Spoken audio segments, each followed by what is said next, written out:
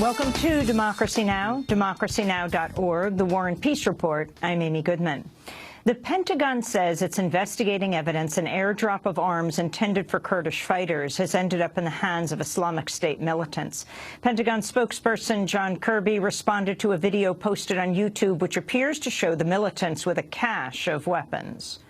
They are certainly of the kinds of material that was dropped, with small arms, ammunition, and weaponry. So it's not out of the realm of the possible in that regard. But again, we're taking a look at this, and we just don't know. And when we have something definitive that we can provide in terms of an assessment on that, we'll do that. I do want to add, though, that we are very confident that the vast majority of the bundles did end up in the right hands. In fact, we're only aware of one bundle that did not. Rear Admiral Kirby said the U.S. had targeted the one bundle that went astray with an airstrike. The airdrops come as part of an effort to defend the Syrian town of Kobani. The Obama administration had previously said Kobani was not a part of its strategic objective, but the Wall Street Journal reports the U.S. was actually working very closely with Syrian Kurdish commanders in secret to defend Kobani. Islamic State militants have renewed their assault on Yazidi religious minorities around Sinjar Mountain in Iraq. Back in August, the militants advanced stranded thousands on the mountain.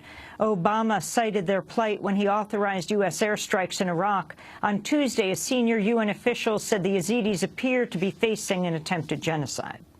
The World Health Organization has announced plans to begin trials of experimental Ebola vaccines with tens of thousands of people in West Africa as early as January. Initial safety trials have already begun and are set to expand to hundreds of volunteers in the United States, Europe, and Africa. Earlier today, a top Red Cross official said the Ebola epidemic in West Africa can be contained in 4 to 6 months. The Obama administration has imposed new travel restrictions for passengers from the countries hardest hit by Ebola. The rules force passengers coming from Guinea, Liberia, and Sierra Leone to pass through one of the 5 U.S. airports, which have implemented enhanced screening. Meanwhile, an American cameraperson being treated for Ebola in Nebraska and a Spanish nurse who was the first person to contract the virus outside Africa have both been declared Ebola-free. The cultivation of opium poppies in Afghanistan reached an all-time high last year, despite more than $7 billion in U.S. funds to combat the drug trade. In a new report, the Special Inspector General for Afghanistan Reconstruction, John Sopko, said the record levels, quote, call into question the long-term effectiveness and sustainability of U.S. efforts. North Korea has released an American prisoner who had been held for 5 months.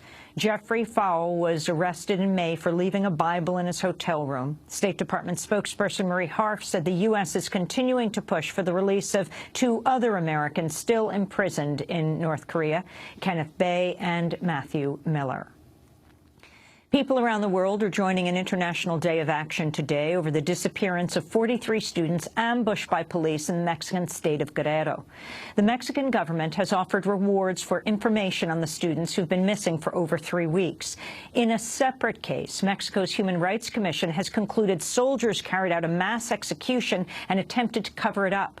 The Mexican army claimed it killed 22 suspected gang members in a shootout last summer in the state of Mexico, but the commission found 15 people were likely executed, a number of them lined up and shot.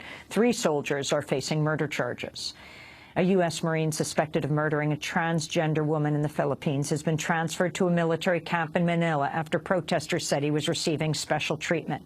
Joseph Scott Pemberton was previously being kept on a U.S. Navy ship while Philippine authorities investigate the murder of Jennifer Loud. He's been moved to an air-conditioned van where he's guarded by fellow Marines. Protests have targeted the Visiting Forces Agreement, which lets U.S. soldiers in the Philippines remain in U.S. custody throughout judicial proceedings. President Benigno Aquino defended the accord.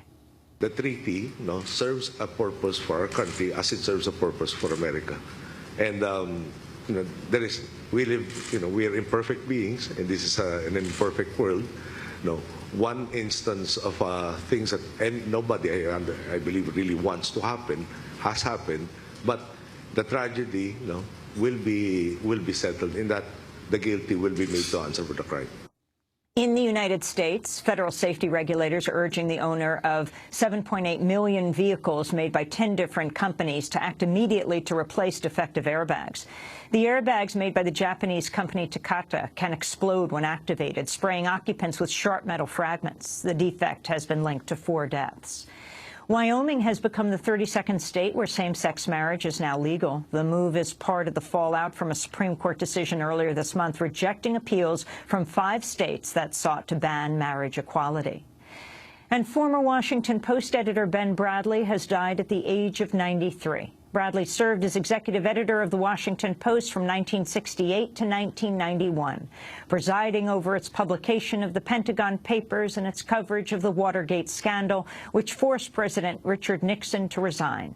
In 1971, Washington Post reporter Betty Metzger received documents stolen by activists from an FBI office in Media, Pennsylvania, including one bearing the mysterious term COINTELPRO. Metzger spoke on Democracy Now! About how Ben Bradlee fought to publish the story, even though the Washington Post publisher, Katharine Graham, initially had qualms. It was the first time that she had been faced with a demand from the Nixon administration that she suppress a story. And she did not want to publish. And the in-house counsel, the lawyers, also did not want to publish. But 2 editors from the beginnings realized it was a very important story and pushed it, Ben Bradlee and Ben Bagdikian. Ben Bradlee died at home of natural causes on Tuesday. And those are some of the headlines. This is Democracy Now!, democracynow.org, The War and Peace Report. I'm Amy Goodman. United